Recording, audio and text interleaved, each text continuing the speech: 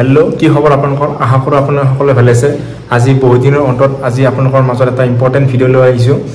যিখিনি বন্ধুবান্ধৱে SSC GD qualify কৰিছে ৰিটাৰ্ণত so তেওঁলোকে কমেন্ট কৰিছে যে এসএসসি জিডি মেডিকেল ফিজিক্যাল বা কি ৰিমেডিকেল আছে তাৰ ওপৰত কমেন্ট কৰিছে সো সেইবাবে আজি মই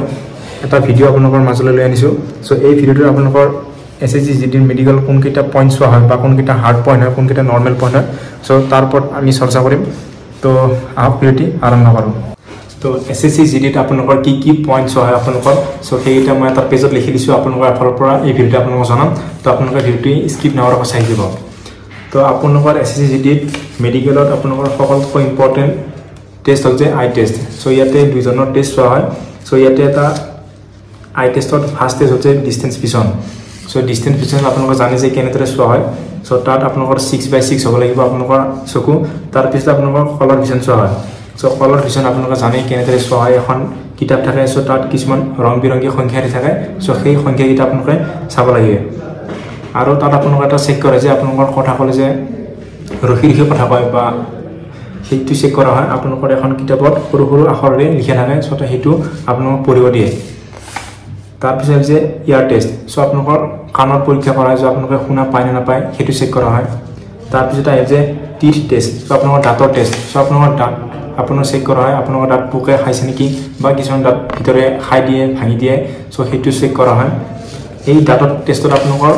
21 या 22 নম্বৰ দিয়া থাকে সো তাৰ ভিতৰত নম্বৰ যেটো যদি 14 নম্বৰ আপোনালোক পায় তেতিয়া আপোনালোকে কোৱালিফাই কৰে তাৰ পিছত যে নাকৰ টেষ্ট সো নাকত আপোনালোকৰ ডিএনএ চেক কৰা হয় তাৰ পিছত যে আপোনালোকৰ ফ্ল্যাট ফুট ভৰিত আপোনালোকৰ ফ্ল্যাট ফুট চেক কৰা হয় নকনি চেক কৰা হয় তাৰ পিছত যে আৰ্মস হাতত আপোনালোকৰ কেৰিং এংগল চোৱা হয় হাত দুখনেৰে ধৰিতে আৰু চেক কৰা হয় তাত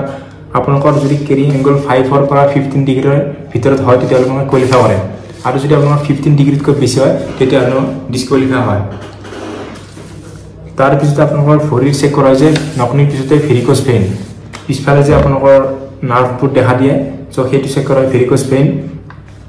তাৰ পিছত আপোনালোকৰ টেটু চেক কৰা টেটুত আপোনালোকৰ যদি ধৰ্ম ৰিলেটেড আপোনালোক ওম বা কিবা লিখে তেতিয়ালে আপোনালোক পাস কৰি দিয়ে আৰু হেতু ডক্টৰৰ কথা যদি আপোনালোকৰ টেটু বহুত আখৰ লিখে থাকে ইয়াতে তেতিয়ালে আপোনালোক ৰিমেডিকেল দিব আকৌ ৰিমেডিকেল আপোনালোকৰ যেটো এদিন দুদিনৰ ভিতৰতে চেক কৰা হয় তেতিয়ালে আপোনালোক কোৱালিফাই কৰিব নোৱাৰিব ৰিমেডিকেলটো তেতিয়া থাকিলে আপোনালোকৰ ডিসকোৱালিফাই হয় কিছু ক্ষেত্ৰতে আপোনালোকৰ ধৰ্ম ৰিলেটেড যদি আপোনালোক সৰুকৈ ওম কি চাটত তেতিয়া আপোনালোক ডক্টৰে পাস কৰি দিয়ে তাৰ পিছত যদি আপোনালোকৰ স্কিন প্ৰবলেম আছে কিছুমান স্কিন প্ৰবলেম থাকে যে এইবোৰ বগা হৈ যায় বা গালত সো হেতু চেক কৰা হয় যদি স্কিন প্ৰবলেম থাকে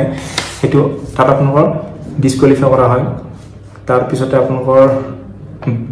প্ৰাইভেট পাৰ্টছবোৰ চেক কৰা হয় প্ৰাইভেট পাৰ্টৰ ভিতৰত আপোনালোকৰ লৱাৰ হাইড্ৰোসিল চেক কৰা হয় পাইল চেক কৰা হয় বা পেনিস টেষ্ট চেক কৰা হয় তাৰ পিছত আপোনালোকৰ ব্লাড প্ৰেছাৰ আপনাৰ ব্লাড প্ৰেসাৰ চেক কৰা হয় সো আপনাদেৰ মেডিকেলত যেটো বহুত ভয় খাই যায় লৰা ছোৱালীয়ে হয়তো আপনার ব্লাড প্রেসার বাঢ়ি যায় সো ব্লাড প্রেসারত আপনার রিমেডিকেল বহুখিনি দিয়া হয় আর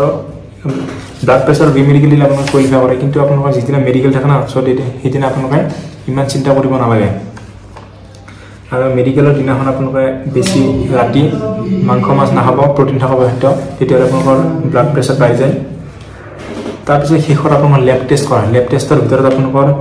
ইউৰিন টেষ্ট ব্লাড টেষ্ট আৰু আপোনালোকৰ চেষ্ট এক্স-ৰে কৰা হয় এইখিনি আপোনালোকৰ মেডিকেলত চোৱা হয় সো ইয়াৰ ভিতৰত আপোনালোকৰ সকলোকৈ হাৰ্ড পইণ্টবোৰ হ'ল যে আপোনালোকৰ নকনি ডিএনএছ আৰু ভেৰিকোজ ভেইনছ লগতে পাইলছ সো এইকেইটাৰ ভিতৰত আপোনালোকৰ সকলোকৈ হাৰ্ড পইণ্ট যদি আপোনালোকৰ পাইলছ থাকে তেতিয়াহ'লে আপোনালোকে ৰিমেডিকেল দিব ৰিমেডিকেল দিলে আপোনালোকে ইডিএমতে যে আপোনালোকে ভাল হ'ব নোৱাৰে পাইলছ যদি আপোনালোকৰ বেছি হৈ যায় তেতিয়াহ'লে আপোনালোকে অপাৰেশ্যন কৰিব লাগিব সো এই দিনতে আপনার পাইলস ভাল নয় তারপরে ভেরিকোজ ভেইনটো আপনার রিমেডিকেল দিলে প্রবলেম হয় আর আপনার ডিএনএস যদি আপনার ডিএনএস তো থাকে তেতিয়াহলে আপনার যদি 6 মাহৰ আগত অপাৰেশন কৰে তেতিয়াহলে আপনাৰ তেতিয়া গম নাপায় যদি অপাৰেশন কৰি কিনে ইয়াতে আপনার ডক্টর তেতিয়া ডাইরেক্ট গম পাই যায় তো তাত আপনার রিমেডিকেল দিয়া হয় কিন্তু আপনার রিমেডিকেল দিলে তাত ডিসকোৱালিফাই হৈ যায় সো এইখিনি আসলে আপনাৰ মেডিকেল টেষ্টত চাব লগা পইণ্ট আৰু এটা আপোনালোকৰ কথা কৈছে সাৰ্জাৰী যদি আপোনালোকে সাৰ্জাৰী কৰে তেতিয়াহলে আপোনালোকে মেডিকেল দিয়াৰ 6 মাহৰ আগতে কৰিব যদি 6 মাহৰ ভিতৰত কৰে তেতিয়াহলে তেওঁলোকে গম পায় যে ডক্টৰে আকৌ সাৰ্জাৰী কৰিলে তেওঁলোকে ৰিমেডিকেল দিয়া চান্স থাকে সো এইকেইটা পইণ্ট আছিল আপোনালোকৰ এছএছজিডিৰ মেডিকেলৰ পইণ্ট তো ইয়াৰ ভিতৰত যদি আপোনালোকে বুজি নাপায় যদি আপোনালোকৰ ডিটেইলকৈ বুজিব লগা হয় তেতিয়াহ'লে আপোনালোকে কমেণ্ট ছেকশ্যনত কমেণ্ট কৰি জনাব তো আজিৰ ভিডিঅ'টো এইখিনিতে সমাপ্ত কৰিলোঁ নেক্সট ভিডিঅ'ত আকৌ লগ পাম